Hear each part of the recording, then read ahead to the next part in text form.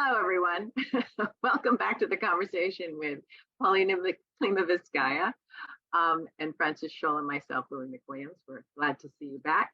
And we're talking to Polina and Francis about observations and how, as actors, using that technique can help inform us on how to play our characters. And in many times in Paulina's class, and you can see in the description the link to her website where you can sign up for classes, we find out all these wonderful stories that she has to share that inform us as performers and people, and reinforces her different techniques. And one of them is observation. And Polina, you were sharing on Thursday a talk about Chekhov going into a village and observing the folks in the village. And that was his homework. You always give us homework. And his homework was to go to the village. And then he went to the theater and he had to perform in front of Stanislavski. And I don't know if you want to share that story with the folks who are listening today. Yes, of course. Well, what Chekhov actually, Mikhail Chekhov, was very unique in his work, and not alone in it, because if we look at other great actors who influenced the history of theater and performance and whole way of acting, like Eleonora Duse, we will find the same trace of process. And let me start with Eleonora Duse, because people can actually, as I just read books about her, and some books talk about, and Mastroianni too. Some books tend to focus on gossiping, who was lover with whom, but there are some biographies that really can give us a glimpse of a great artist process. And Eleonora Duse, when she worked on a new searching for the play and a character, she went, she would sit quietly, not moving, and simply for a long, long time in that process of, and it's not mystical what I'm talking about. These people were actors, professional actors. They were not monks and yogis. They were actors. She would sit and in this kind of, I imagine, empty herself.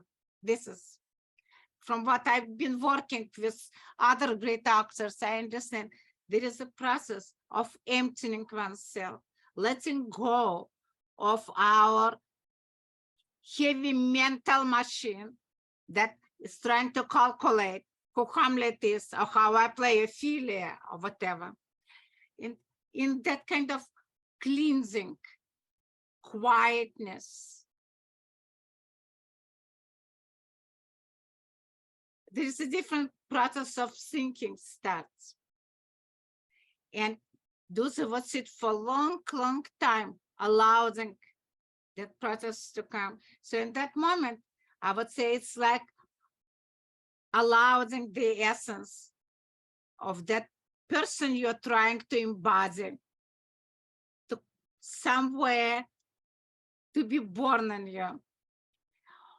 I read memoirs of a piano accompanist who was actually Russian, one of the last one, who worked with another incredible artist, more than dancer, but complete artist, Isidora Duncan, American dancer. And he said that she would come to studio, stand in the middle, and he would start playing. She would ask him to play some piece. And he said sometimes she would stand there for an hour or more, just absorbing the music.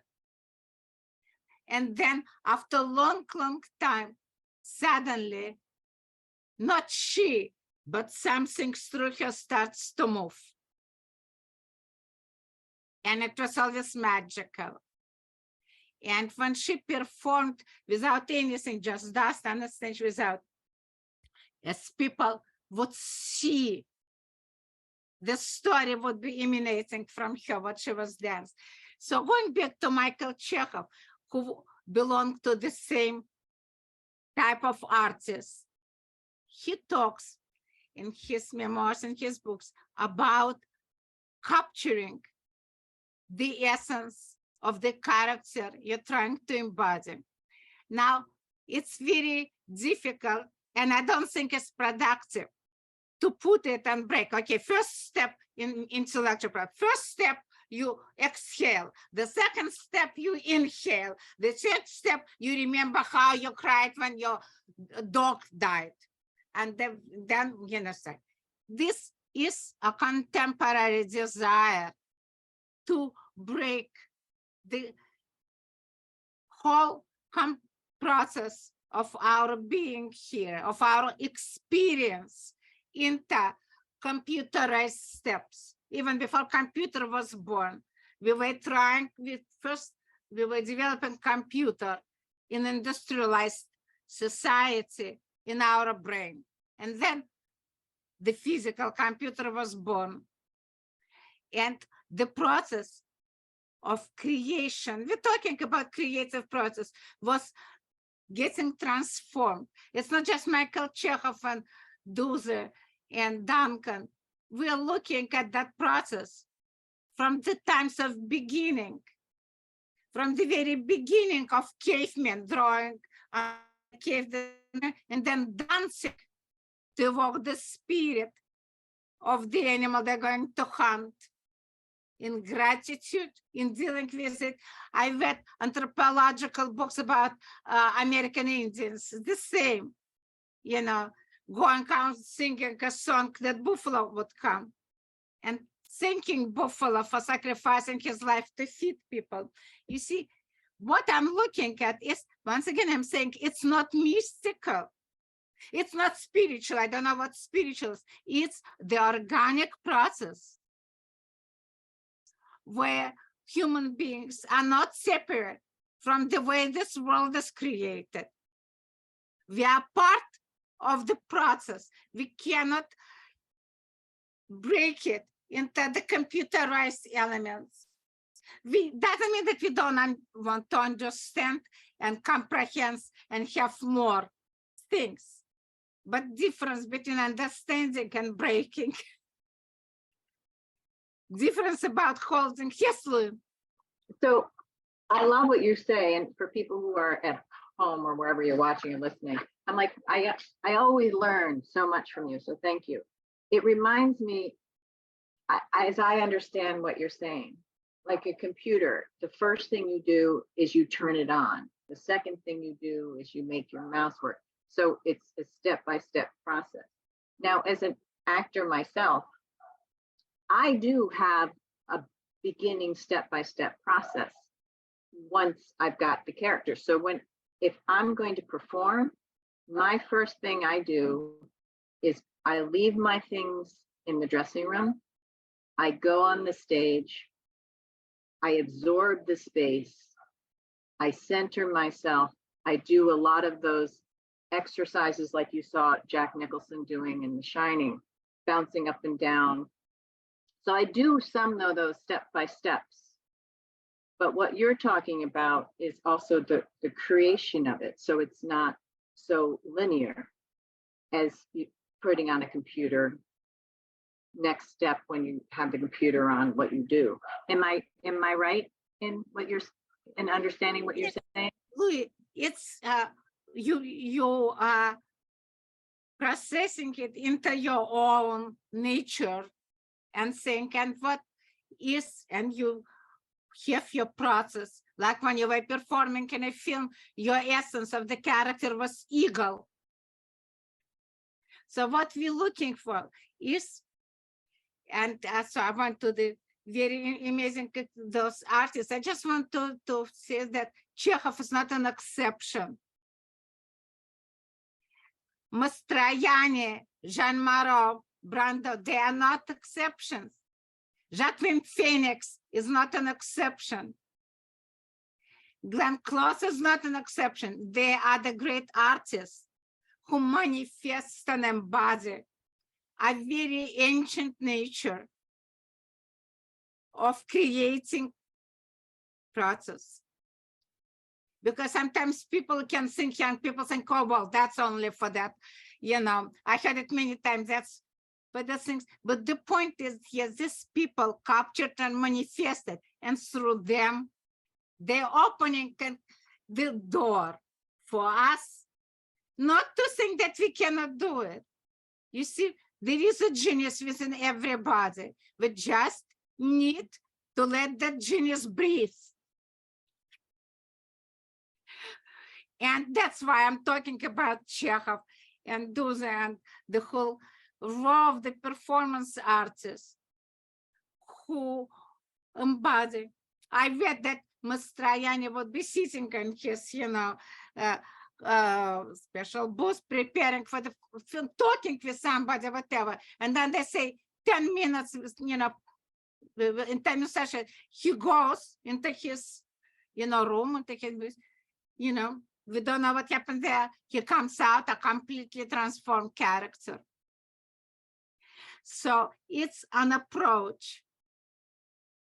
Today, an actor, everybody is different, so I don't want to make generalization, but I notice very often how the actors, so many times they given in a conservatory, in drama conservatory, they're giving questions. So what they do, they take a text, they sit on two chairs and read the lines back and forth to each other, and already projecting and acting. They kill the process. So the first, if we talk about steps, I call it the first step to get pregnant.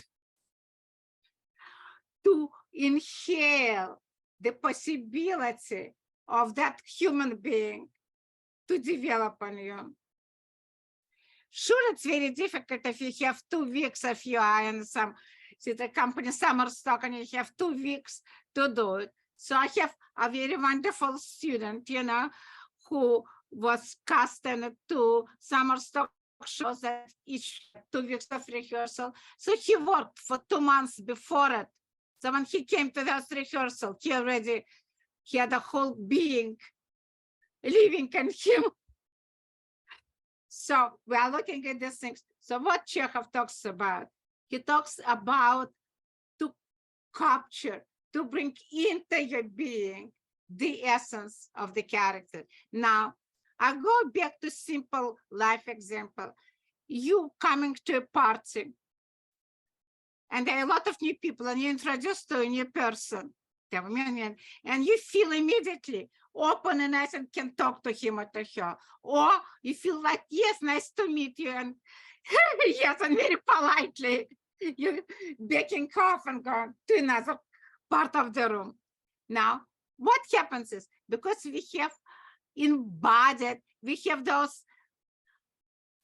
somatic, natural intuition and instinct, we feel the essence of that person. And we feel like we can connect it or we don't feel connected. It's animals sense it. Dogs, if you're afraid of dogs, even if it's a tiny dog and you're passing the street, tiny dog, the dog starts to bark on you. They would know that you're afraid of dogs. I probably was a dog in one of my lives, because any dog I pass, they come to me. But I cannot be close to cats. So I have something bad. You see, animals, they relate to people. There are wonderful videos of relationship of animals and people. Animals relate to the essence because they are living in their essence. And so when we look about acting, life teaches us all of it. Acting techniques is an invention to control an actor and get the specific result. It's an artificial invention. But a process of understanding and developing where you learn from the way for centuries they were learning. You learn from, you become apprentice to a great artist, and you absorb intuitively and you watch that process. So we're going back to this story, and why I'm just kind of want to open a window or kind of a space and angle for people, not to see things, okay, A plus B is this, or Chekhov did this and then I do this. It doesn't work like that. It's like what Louis was talking. You need to inhale what you observed, right? You know, Sarah Bernhardt for 2 years was studying with some classical French actor, and then she created Sarah Bernhardt unique performance. So Chekhov was working on a play, you know, I think it was, you know, but I don't remember the name in English for it would be. And they were looking, it was a story of actually older men, and Chekhov was very young. He worked with his friend who, you know, a genius, director Vakhtangov. They were very close.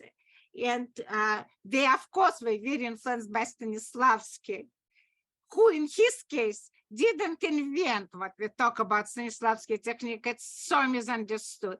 Stanislavski comes from an old, he was trained by a classical actress of Russian theater, Fedotova. And that particular Malay theater, where I had century later honor to study directing, it was working and really understanding the nature of people. They could know exactly how the peasant talked. They would know exactly. It was deeply rooted.